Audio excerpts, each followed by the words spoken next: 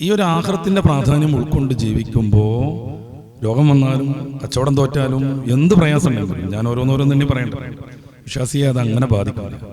അവൻ ആത്മഹത്യയിലേക്ക് പോകില്ല, അവൻ പൊറുതികേട് കാണിക്കില്ല, വല്ലാതെ അവൻ അക്രമം നടത്തൂല, ഭാര്യയെയും മക്കളെയൊക്കെ അധിക്ഷേപിക്കൂല, ചിലപ്പോ പീഡിപ്പിക്കൂല. ചില ആളുകളൊക്കെ അങ്ങനെയാണ്.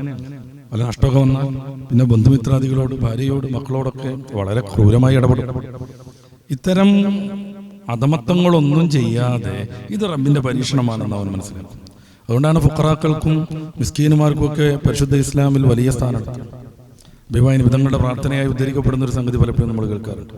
അല്ലാഹുമ്മ അഹ്യിനി മിസ്കീന വഅമിത്നി മിസ്കീന വഹ്ശുർനി ഫീ സുംറത്തിൽ മസാകീനി യൗമൽ ഖിയാമ. എന്നെ മിസ്കീനായിട്ട് നീ ജീവിപ്പിക്കണം. ഫഖീർ എന്ന് പറഞ്ഞാൽ മിസ്കീനേക്കാളും ദരിദ്രനാണ്.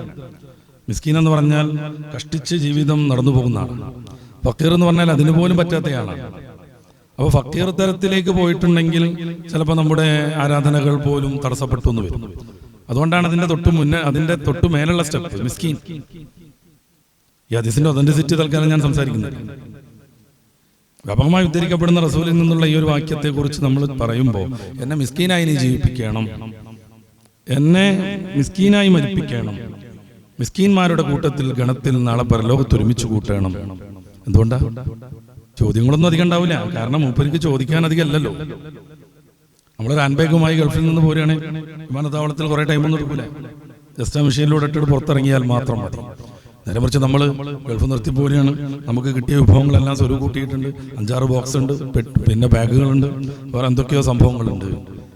നമ്മളെ കാത്തു പുറത്ത് നിൽക്കുന്നവർ മുഷിഞ്ഞു പോകും. കാരണം ആ കസ്റ്റമേഴ്സിന്റെ പരിശോധനയൊക്കെ കഴിഞ്ഞ് പുറത്തിറങ്ങാൻ ടൈമെടുക്കും, ക്ഷീണം വരും, പലജാതി അനർത്ഥങ്ങളുണ്ടാകും.